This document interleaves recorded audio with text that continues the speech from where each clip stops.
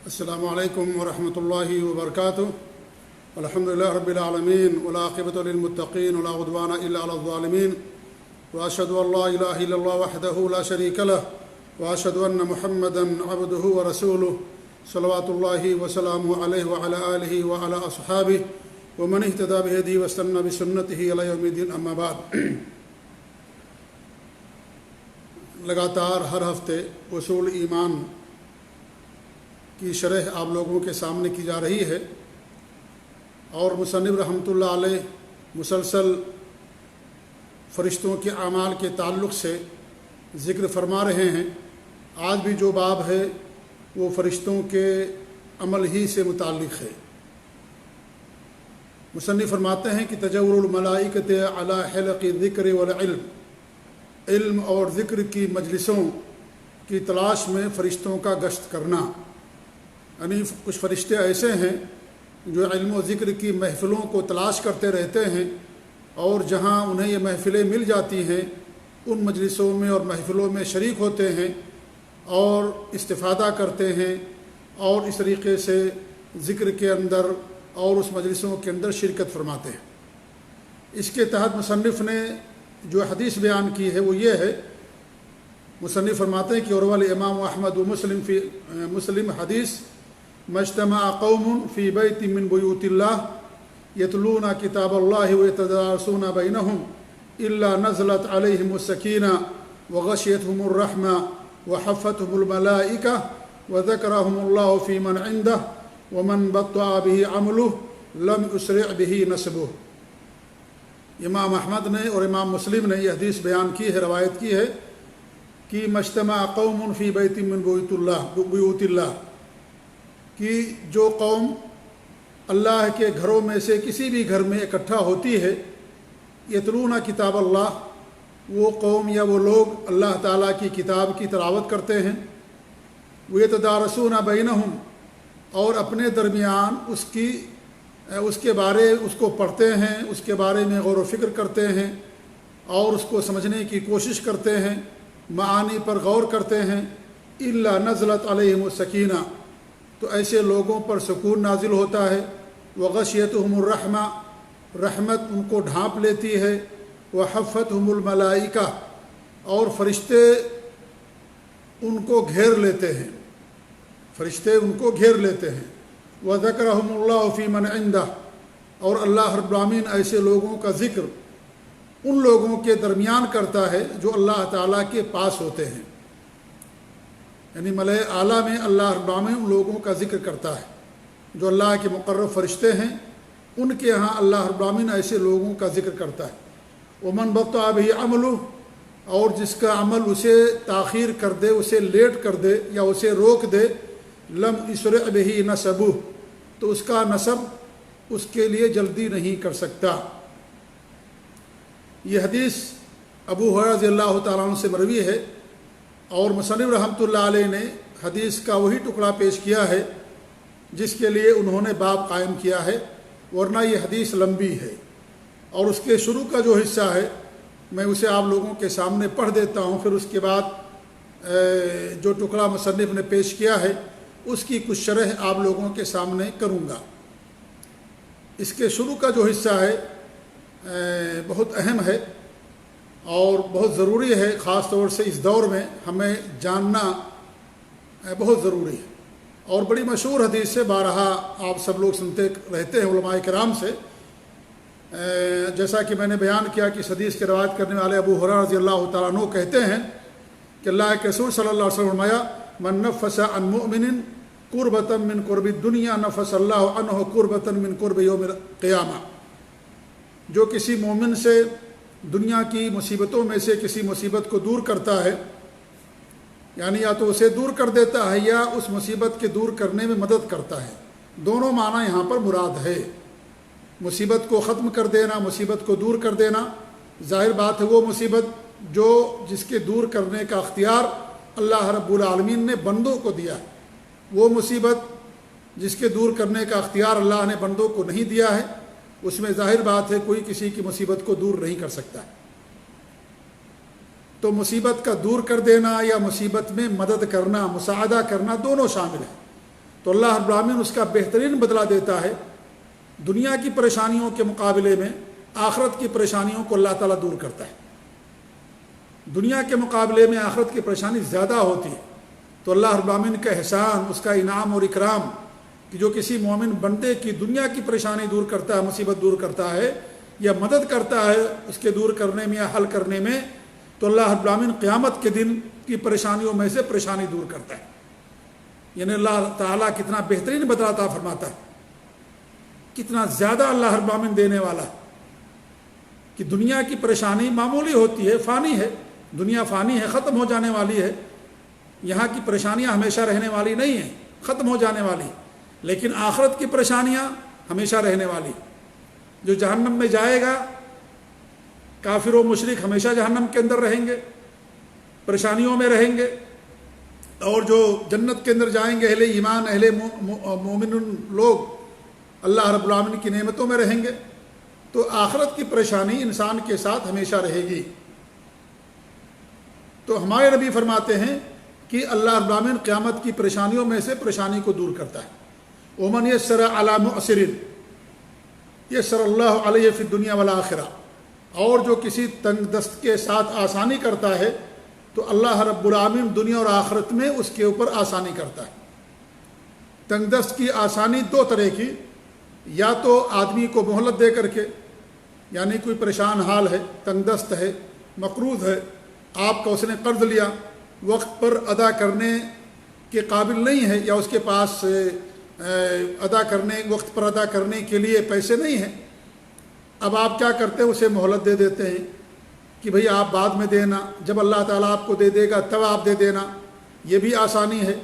اور دوسری جو اس سے بڑی آسانی وہ یہ ہے کہ آدمی کا معاف کر دینا، آدمی کا اس کا معاف کر دینا کہ ہم نے معاف کر دیا اور آپ مجھے واپس مت کرنا. یہ بہت بڑی آسانی ہے. تو اللہ رب العالمین ایسے بندے کے لیے دنیا کے اندر بھی اور آخرت کے اندر بھی آسانیاں کرتا ہے. دنیا میں اس کے لیے راستے ہموار کرتا ہے، آخرت میں اللہ تعالیٰ کی رحمت شامل ہوتی ہے. دنیا میں اللہ تعالیٰ اسے پریشانیوں سے دور رکھتا ہے، اس کے لیے آسانیاں ہوتی ہیں، قدم قدم پر اس کے لیے آسانیاں ہوتی ہیں. جو کام پیسے کے بغیر نہیں ہو سکتا، اللہ رب العالمین اس کام کو آسانی کے ساتھ کر دیتا ہے. بڑی مصیبت آنے والی ہوتی ہے، اللہ تعالیٰ چھوٹی مصیبت میں ٹال دیتا ہے. تو اللہ رب العالمین آسانیاں کرتا ہے، اللہ اس کی مدد کرتا ہے. اور کسی مصیبت یا پریشانی میں ہے اس سے نکلنے کے لیے اللہ تعالیٰ اس کے لیے راستہ آسان کرتا ہے. ومن ستر مسلما سترہ اللہ فی الدنیا والآخرہ. اور جو کسی مسلمان کی دنیا میں پردہ پوشی کرتا ہے تو اللہ تعالیٰ دنیا اور آخرت میں اس کی پردہ پوشی کرتا ہے. اور یہاں دو معنی مراد ہے. ایک تو معنی یہ مراد ہے کہ انسان اگر کوئی ننگا ہے آپ اسے کپڑے دے دیں، اس کی پردہ پوشی کر دیں، بہت بڑا کام ہے. مسلمان ہو یا غیر مسلم ہو، اگرچہ یہاں مسلمان کا لفظ استعمال کیا گیا ہے لیکن اسلام کے اندر پورے انسانوں کی خدمت پر بے حد اجر کا وعدہ کیا گیا ہے. اسلام انسانیت کی خدمت کے لیے آیا ہے. انسان ہی نہیں بلکہ جانوروں کی کا بھی حق ادا کرنے کا اسلام ہمیں حکم دیتا ہے کہ ان کے ساتھ نرمی کا معاملہ کرو، ان کے ساتھ آسانی کا معاملہ کرو، انہیں ان کا حق دو، انہیں دانہ پانی دو. چڑیاں ہیں، جانور، حتیٰ کہ درختوں کو پانی دینے پر بھی انسان کو اجر ملتا ہے. تو ہمارے نبی فرماتے جو کسی مسلمان کو کپڑا پہناتا ہے تو ایک کپڑا پہنانا مراد ہو گیا، اور دوسرا اس کے عیب کی پردہ پوشی کرنا. اس کے اندر کوئی عیب ہے آپ اس کو چھپا دیں، یا اس نے کوئی گناہ کیا آپ اس گناہ پر پردہ ڈال دیں، اس گناہ کو نہ لوگوں کے سامنے بیان کریں. اللہ نے پردہ ڈال دیا تو آپ بھی پردہ ڈال دیں. تو ایسی صورت میں اللہ رب العالمین دنیا اور آخرت میں اس کی پردہ پوشی کرتا ہے. دنیا اور آخرت میں اللہ تعالیٰ اس کے عیوب کو چھپاتا ہے. آخرت کے اندر اللہ تعالیٰ اس کے گناہوں کو، اس کے عیوب کی پردہ پوشی کرے گا اور اللہ تعالیٰ اس کے گناہوں کو معاف کرے گا. واللہ فی عون العبد ما کان العبد فی عون اخیہ. اللہ تعالیٰ بندے کی مدد میں اس وقت تک رہتا ہے جب تک بندہ اپنے بھائی کی مدد میں رہتا ہے. بھائی ایک تو آپ کا اپنا دینی بھائی ہے، مسلمان بھائی ہے، اور ایک انسان کے ہونے کے ناطے وہ آپ کا بھائی ہے. دوسرا جو غیر مسلم ہے، سب اس کے اندر شامل ہے. ایسا نہیں کہ صرف مسلمانوں کی بات ہو رہی ہے. مسلمان کرتے ہیں تو دینی بھائی کے تقاضوں کو، دینی اخوت کے تقاضوں کو بھی آپ پورا کرتے ہیں اور اس کی مدد بھی کرتے ہیں. لیکن اگر کوئی غیر مسلم ہے اور آپ کی مدد کا محتاج ہے، ضرورت مند ہے، اور آپ اس کی مدد کرتے ہیں تو اللہ رب العالمین اس پر بھی آپ کی مدد کرتا ہے. ایسا نہیں ہے کہ صرف مسلمانوں کے ساتھ خاص ہے، سب اس کے اندر شامل ہیں. مسلمان ہمارے دینی بھائی ہیں، ان کے حقوق زیادہ ہیں، لیکن جو غیر مسلم ہے وہ انسان ہونے کے ناطے سے ہمارا بھائی ہے. سب آدم علیہ السلام کی اولاد میں سے. دنیا میں جتنے بھی انسان بستے ہیں سب کے سب آدم علیہ السلام کی اولاد میں سے ہیں. سب کی نسل جا کر کے وہی ملتی ہے، سب کے باپ آدم علیہ السلام ہیں، جیسا کہ اللہ رب العالمین نے قرآن کریم بیان فرمایا اور ہمارے نبی صلی اللہ علیہ وسلم نے حدیثوں کے اندر بیان کیا. تو یہ ہمارا دین الحمدللہ فقراء، مساکین، ضرورت مند اور اس طریقے سے جو محتاج ہیں ان سب کی مدد کرنے پر ابھارتا ہے، صدقات و خیرات کی تعلیم دیتا ہے اور ان کے حقوق ادا کرنے پر ابھارتا ہے. آج ایک بحث بہت چل رہی ہے کہ قربانی کا دن آنے والا ہے. کتنے ہمارے مسلمان بھائی یہ کہتے ہیں کہ بھئی قربانی نہ کی جائے اور قربانی کے بدلے اس کی قیمت ہم غریبوں پر خرچ کر دیں. لاک ڈاؤن ہے، کرونا وائرس کی وجہ سے لوگ پریشان ہیں، تباہ حال ہیں، ایسی صورت میں ہم ان کی مدد کر دیں گے اور زیادہ فائدہ ہو جائے گا. تو میرے بھائی اسی لیے میں نے یہ حدیث پیش کی ہے آپ کے سامنے کہ دین اسلام نے ہمیشہ ہمیں غریبوں کی مدد کرنے پر ابھارا ہے، ترغیب دلائی ہے. آپ بھوکے کو کھانا کھلائیں، آپ ننگے کپڑا پہنائیں اور اس طریقے سے آپ انہیں پیسے دیں، ان کی ضرورتوں کو پوری کریں. اسلام ہمیں اس بات کی ہمیشہ ترغیب دلاتا ہے. لیکن قربانی اللہ رب العالمین کا حق ہے جو سال میں ایک مرتبہ آتا ہے. اس حق کو ختم کر کے ہم یہ کہیں کہ قربانی نہ کریں اور وہ پیسہ غریبوں کو دے دیں، یہ نہیں ہو سکتا ہے، کیونکہ اللہ رب العالمین کا حق ہے یہ اور اس کو کرنا ایک شعار ہے. یہ اللہ رب العالمین نے قربانی کے جانوروں کو شعار قرار دیا ہے. وَالْبُدْنَ جَعَلْنَاهَا مِنْ شَعَائِرِ اللَّهِ وَالْبُدْنَ جَعَلْنَاهَا لَكُمْ مِنْ شَعَائِرِ اللَّهِ. ہم نے قربانی کے جانوروں کو تمہارے لیے شعار بنا دیا. شعار پہچان ہے. یہ ایک مومن کی تمیز ہوتی ہے. جو مسلمان قربانی کی 10 تاریخ کو اللہ کی راہ میں جانور ذبح کرتا ہے، اللہ نے اس کو استطاعت دیا ہے. اگر استطاعت نہیں ہے تو معاف ہے، لیکن اگر استطاعت ہے تو اس صورت میں اس کے لیے کرنا ضروری ہے. ایک شعار ہے، جیسے عید بقرعید شعار ہوتی ہے، پہچان ہوتی ہے. تو اس شعار کو، اس پہچان کو ختم کر کے غریبوں کی مدد کرنا، جو سال میں ایک مرتبہ قربانی کا مہینہ یا قربانی کا دن آتا ہے، اور اس کو ختم کر کے اور ہمیں یہ کہنا کہ ہم قربانی نہ کریں اور اس کا گوشت اور اس کی قیمت غریبوں میں تقسیم کر دیں، یہ قطعاً صحیح نہیں ہے. یہ قطعاً صحیح نہیں ہے. آپ قربانی بھی کیجئے، غریبوں کی مدد بھی کیجئے. غریبوں کی مدد پورے 12 مہینے ہر دن کرنے کا حکم ہے. اللہ نے آپ کو توفیق دی، کرتے رہیے. استطاعت اللہ نے دیا، ہم کرتے رہیے. مدد الحمدللہ دنیا اور آخرت میں اللہ تعالیٰ آپ کے لیے آسانی فرمائے. لیکن اسلام کے حق کو، اسلام کے حکم کو ختم کر کے نہیں. اگر یہ شوشہ اس طریقے سے بڑھایا جاتا رہا تو کل اور دیگر چیزوں پر بھی انسان اعتراض کر سکتا ہے. جیسے حج ہے، حج انسان کرتا ہے، لاکھوں روپے خرچ کرتا ہے. کل کوئی انسان کہہ سکتا ہے کہ بھی حج کرنے سے کیا فائدہ ہے، آپ جاتے اتنے دنوں کے لیے کیا فائدہ، اتنا پیسہ غریبوں میں تقسیم کر دو. یا انسان عمرہ کرتا ہے، عمرے کے لیے انسان پیسے خرچ کرتا ہے، کیا ضرورت ہے عمرہ کرنے کی، اتنا پیسہ غریبوں کے اندر تقسیم کر دو تو سب ختم ہو جائے گا. حج بھی ختم ہو جائے گا، عمرہ بھی ختم ہو جائے گا، قربانی بھی ختم ہو جائے گی. انسان عقیقہ کرتا ہے، اللہ نے اولاد دیا اسے، قربانی بچے کے 7ویں دن، ولادت کے 7ویں دن اس کا عقیقہ کیا جاتا ہے. اب کوئی بندہ کہ عقیقہ کرنے سے کیا فائدہ ہے، اب آپ اتنا غریبوں میں تقسیم کر دو، اتنا مال جو اللہ آپ کو توفیق دے. تو میرے بھائی یہ کہنا غلط ہے. دنیا میں دیکھیے، پوری دنیا کے لوگ حج کرنے کے لیے آتے ہیں. کتنا پیسہ لوگ حج پر خرچ کرتے ہیں، کروڑ خرچ ہوتا ہے. یہ اللہ کی عبادت ہے. یہ اللہ رب العالمین نے فرض کر دیا، اسلام کا رکن ہے. یہ کل لوگ اس کو بھی نشانہ بنائیں گے، کہیں گے کیا فائدہ حج کرنے سے، کیا فائدہ عمرہ کرنے سے، کیا فائدہ ساری چیزیں کرنے سے. اسلام میں زکوٰۃ کا نظام اللہ نے کیا ہے. آپ زکوٰۃ ادا کیجئے، زکوٰۃ کے ذریعے سے ان کی مدد کیجئے. زکوٰۃ تو نہیں نکالیں گے پوری طریقے سے. کتنے ایسے لوگ ہیں دنیا کے اندر جو زکوٰۃ نکالتے ہی نہیں.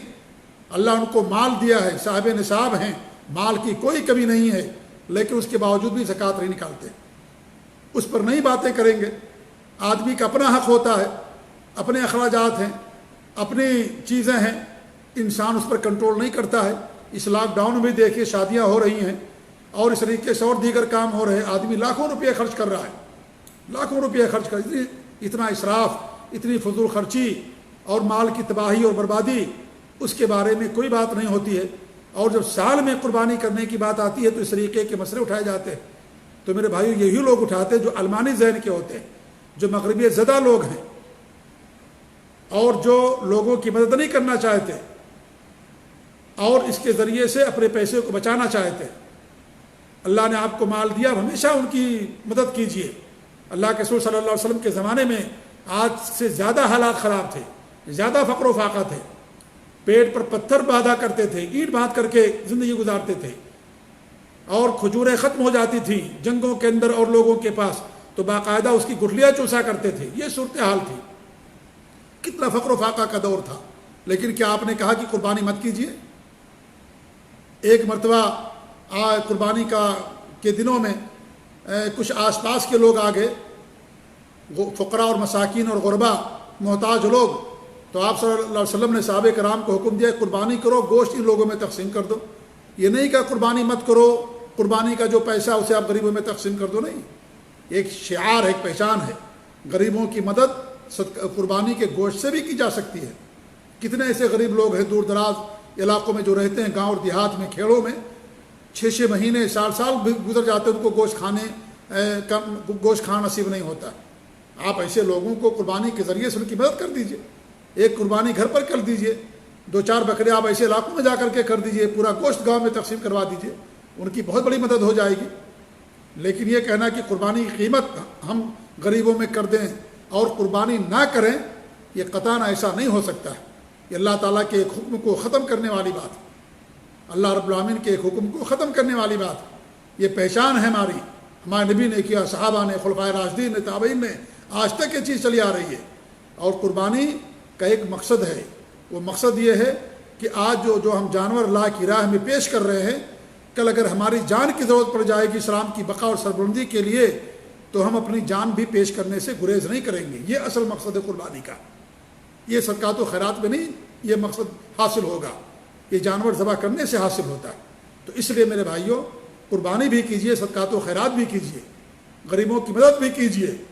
دنیا میں اسلام سے بڑا کوئی مذہب نہیں ہے جس نے غریبوں اور فقراء اور مساکین اور لوگوں کے حقوق ادا کرنے پر ابھارا ہو۔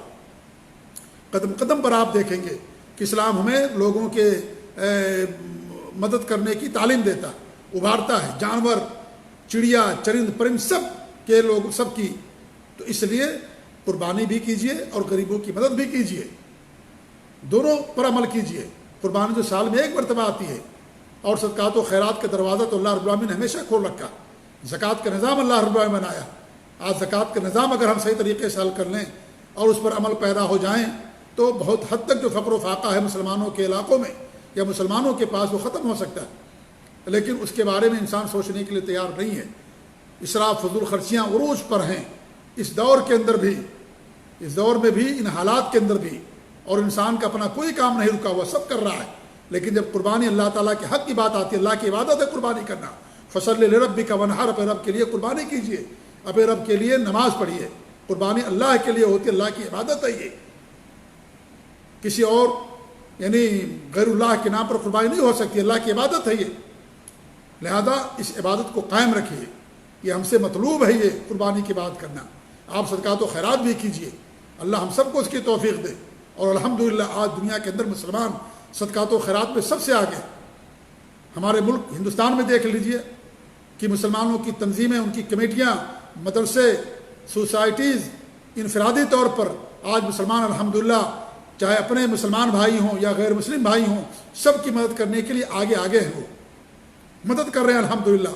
کتنے ایسے واقعات سننے کے اندر آتے ہیں، فیس بک پہ دیکھیے، یوٹیوب پر دیکھیے، اور ذرائع ابلاغ اور میڈیا میں دیکھیے، الحمدللہ لوگ اس طرح کی مدد کر رہے ہیں الحمدللہ، بغیر کسی تفریق کے۔ الحمدللہ کوئی بھی ہو، سب کی مدد کر رہے ہیں، جن کو اللہ رب العالمین سب کو کھانا کھلا رہے ہیں، سب کو کپڑے پہنا رہے ہیں، سب کے اندر راشن تقسیم کر رہے ہیں، مسجدوں سے باقاعدہ کیا جا رہا ہے، باقاعدہ مشن شروع کیا کہ کوئی بھوکا نہ سونے پائے، سب کی مدد کی جائے، الحمدللہ تو ہو رہا ہے یہ۔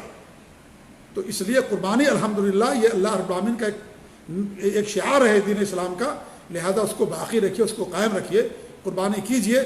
زیادہ دیر بات کہی جا سکتی ہے کہ آپ کو اللہ نے 5 جانور کی استطاعت دی ہے، آپ 2-3 کر لیجئے اور باقی کا پیسہ غریبوں میں تقسیم کر دیجئے، اور جو قربانی کیجئے اس کا گوشت بھی غریبوں میں تقسیم کر دیں، کھانا بنا کر کے کھلا دیں ان کو، یا گوشت ہی ان کو دے دیں، جو بھی طریقہ آپ کو ہو۔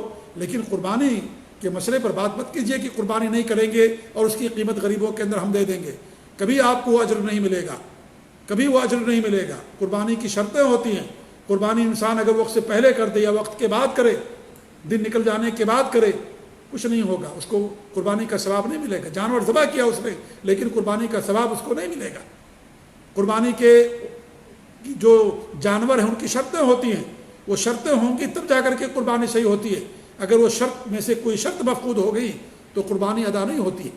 لہذا ایک عبادت ہے یہ، اس عبادت کو قائم رکھیے، اس پر عمل کیجیے، اور ہر وہ بندہ جس کو اللہ توفیق دے، استطاعت دے، اس کو عمل کرنا چاہیے، اس کے لیے عمل کرنا ضروری ہے۔ تو اسی لیے میں نے حدیث پیش کی کہ الحمدللہ ہمارا دین اسلام لوگوں کی مدد کرنے کی پر ابھارتا ہے۔ تو ہمارے نبی فرماتے ہیں کہ جو کسی بندے کی مدد میں، اللہ تعالیٰ بندے کی مدد میں اس وقت تک رہتا ہے جب تک بندہ اپنے بھائی کی مدد میں رہتا ہے۔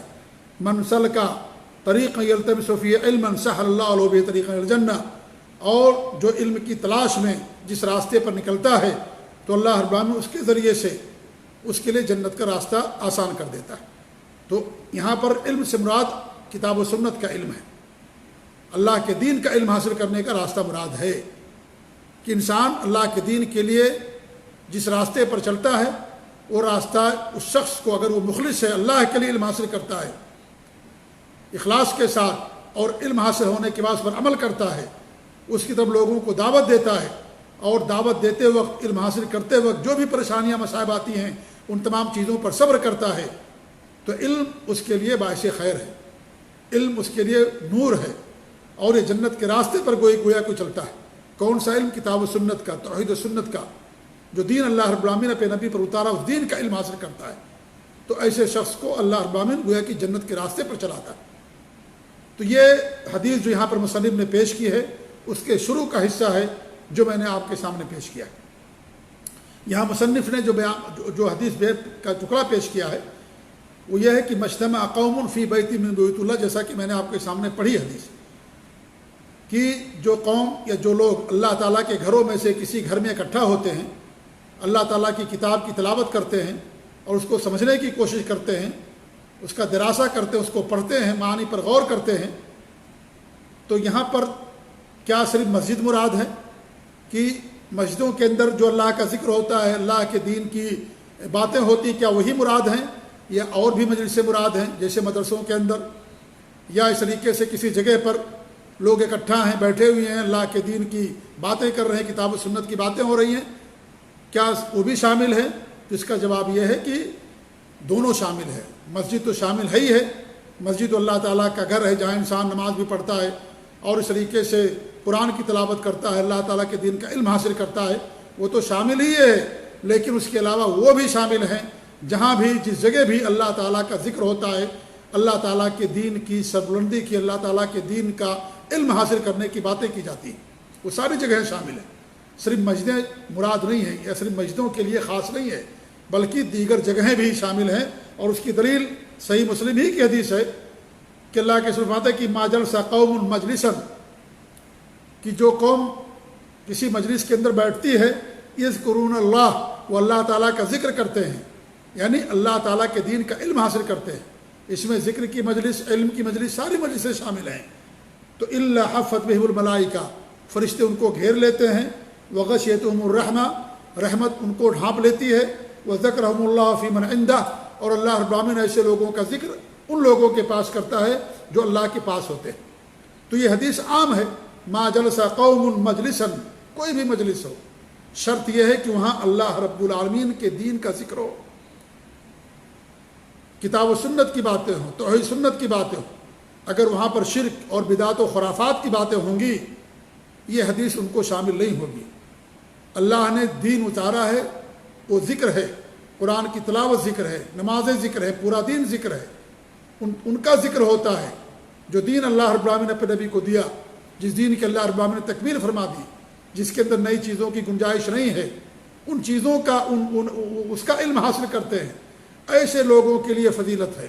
ان لوگوں کے لیے نہیں ہے جو شرکیہ اذکار پڑھتے ہیں اور اس طریقے سے شرکیہ محفلیں منعقد کرتے ہیں، بدعات کی محفلیں منعقد کرتے ہیں، بدعات و خرافات کی طرف لوگوں کو دعوت دیتے ہیں، یا شرک کی باتیں کرتے ہیں، شرک کی طرف لوگوں کو بلاتے ہیں۔ ایسے لوگوں کو یہ حدیث شامل نہیں ہے، کیونکہ یہ ساری چیزیں دین میں سے نہیں ہیں، دین کا حصہ نہیں ہے، تو دین کے اندر نئی چیزیں ہیں، یہ دین کو ختم کر دینے والی چیزیں ہیں۔ شرک کرنے والا ہمیشہ جہنم کے اندر رہے گا اگر بڑا شرک کیا اس نے، اس کے لیے مغفرت نہیں ہوتی ہے۔ بدعات اور خرافات یہ شرک کا چور دروازہ ہیں، بدعات کرنے والوں کو اللہ کے رسول صلی اللہ علیہ وسلم اپنے حوض سے بھگا دیں گے۔ تو ایسے لوگ اس میں شامل نہیں ہیں، وہ لوگ شامل ہیں جو اللہ تعالیٰ کی کتاب قرآن مقدس اور ساتھ ہی ساتھ حدیثوں کو پڑھتے ہیں، کتاب اللہ کو سنت رسول کے مطابق، سلف صالحین کے نہج اور عقیدے کے مطابق سمجھتے ہیں، کیونکہ کتاب اللہ کے معنی میں غور اس وقت تک نہیں ہو سکتا جب تک انسان حدیثوں کو نہ پڑھے، حدیثوں کا مطالعہ نہ کرے، یا حدیثوں کی طرف انسان رجوع نہ کرے، اس وقت ایک انسان قرآن کریم کو نہیں سمجھ سکتا ہے۔ انسان جانے کہ میں عربی زبان جانتا ہوں، میں سمجھ جاؤں گا، نہیں سمجھ سکتا جب تک کہ وہ حدیثوں کی طرف رجوع نہیں کرے گا۔ حدیثیں قرآن کی تفسیر کرتی ہیں، قرآن کے معنی کو بیان کرتی ہیں، قرآن کی وضاحت کرتی ہیں، جہاں اختصار ہے وہاں تفصیل بیان کرتی ہیں، جہاں مجمل ہے اس کو مقید کرتی ہیں، یعنی اس کو بیان کرتی ہیں، جہاں مطلق ہے اس کی تقیید کرتی ہیں، عام کی تخصیص بھی کرتی ہیں، بہت ساری چیزیں ہیں۔ اور استقلال بھی حدیثوں کے اندر، یعنی بہت سارے ایسے مسائل جو قرآن کے اندر نہیں ہے، حدیثوں کے اندر ہمارے نبی صلی اللہ علیہ وسلم نے بتایا۔ جس طریقے سے اللہ نے آپ کو قرآن دیا، ہمارے نبی کو اللہ رب العالمین نے حدیث بھی دی، سنت دی اللہ رب العالمین نے۔ وما آتاکم رسول فخذوہ، جو رسول تمہیں دے لے لو۔ رسول نے ہمیں قرآن بھی دیا، حدیثیں بھی دی ہیں۔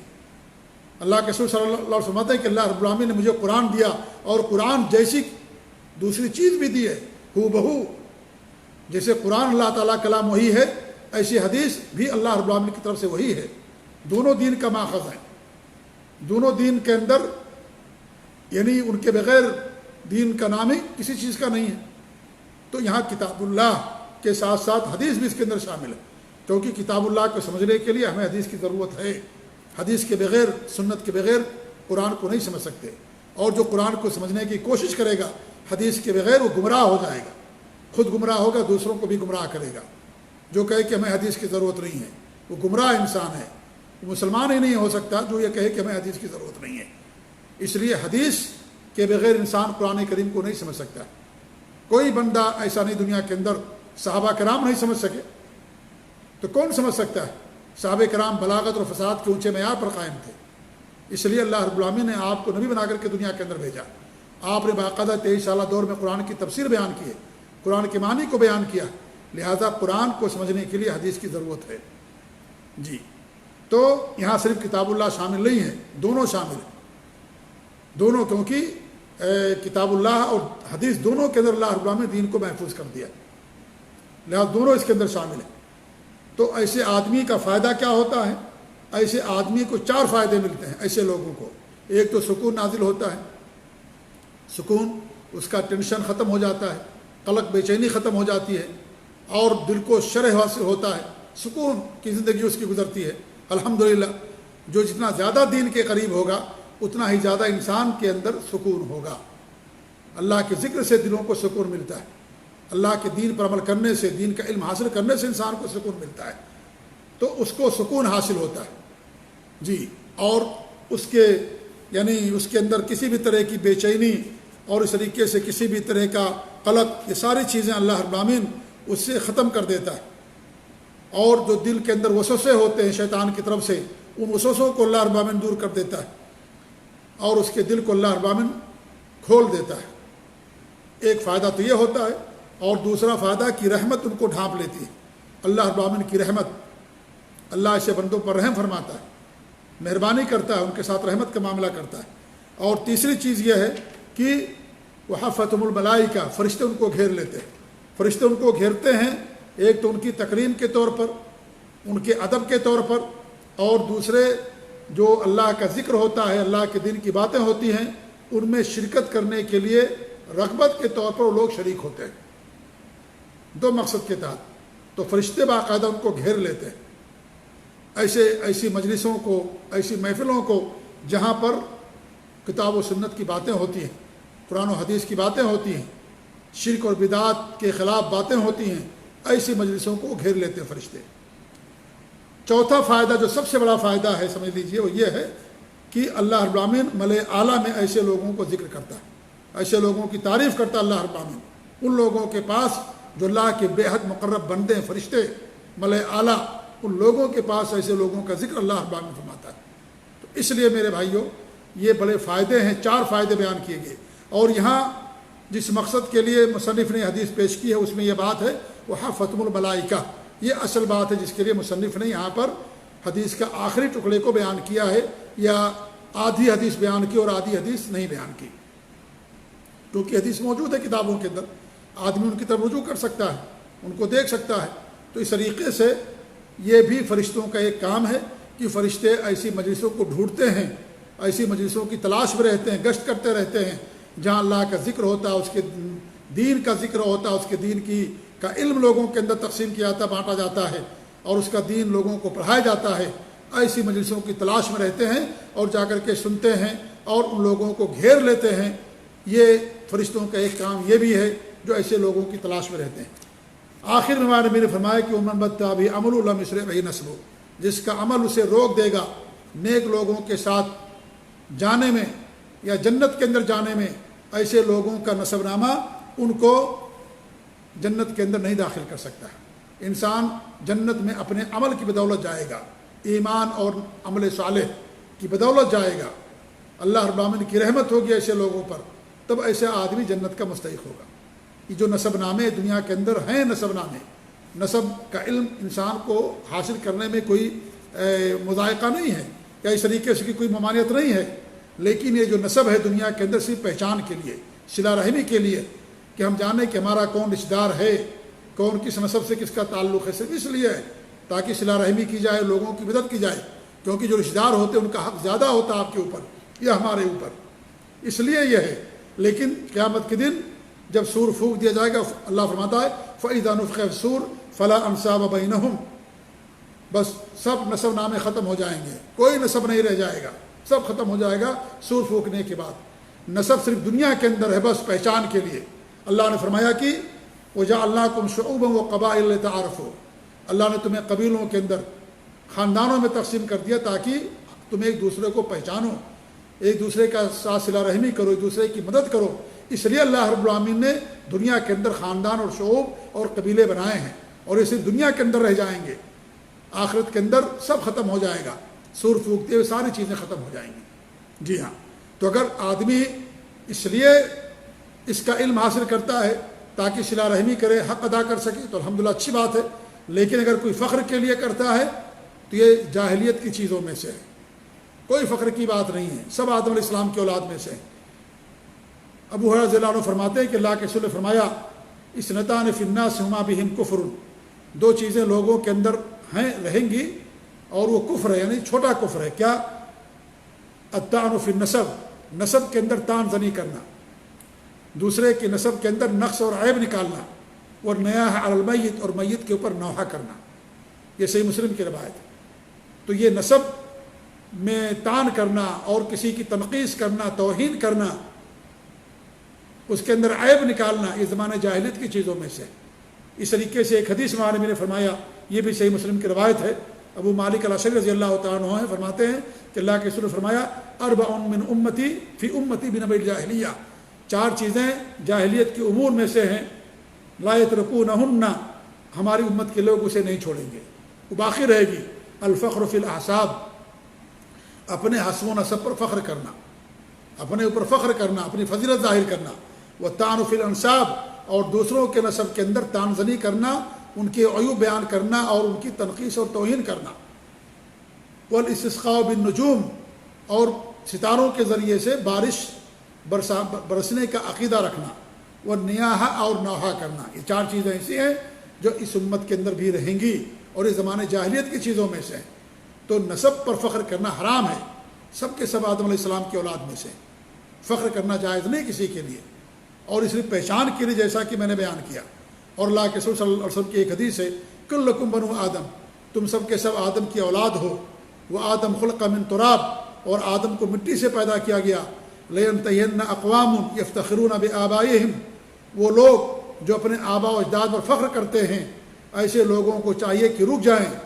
او لیکونن اہون علی اللہ من الجعلان، ورنہ ایسے لوگ اللہ تعالیٰ کے نزدیک گندے کیڑے سے بھی زیادہ ان کی حیثیت نہیں ہوگی، یعنی ان کی کوئی اہمیت نہیں ہوگی اللہ کے ہاں ان سے زیادہ۔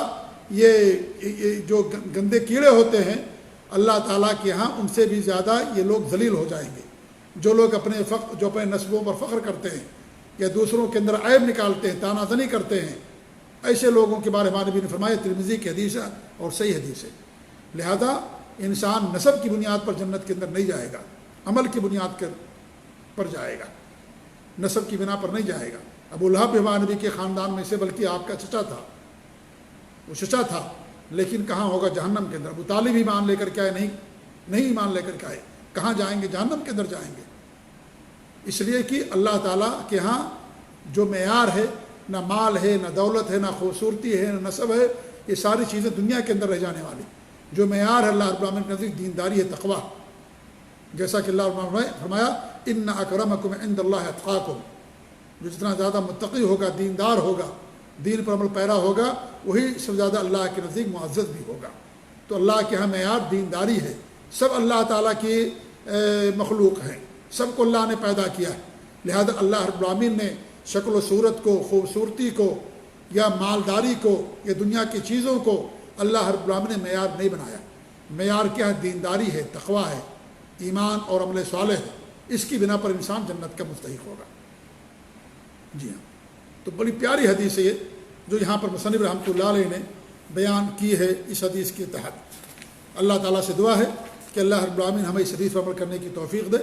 اللہ رب العالمین ہمیں ہر طرح کی جاہلیت کی چیزوں سے محفوظ رکھے اور سنت پر قائم رکھے، اور غریبوں کی مدد کی توفیق دے، اور اللہ رب العالمین ہمیں فخر سے بچائے، تکبر سے بچائے، کیونکہ فخر اور تکبر یہ حرام ہے شریعت کے اندر، اور اس کا بہت ہی خطرناک نتیجہ نکلتا ہے۔ اللہ تعالی ہم سب کو ان تمام چیزوں سے محفوظ رکھے، آمین۔ وجزاکم اللہ خیر، و صلی اللہ علیہ محمد وعلی آلہ وصحبہ اجمعین، والسلام علیکم و رحمۃ اللہ وبرکاتہ۔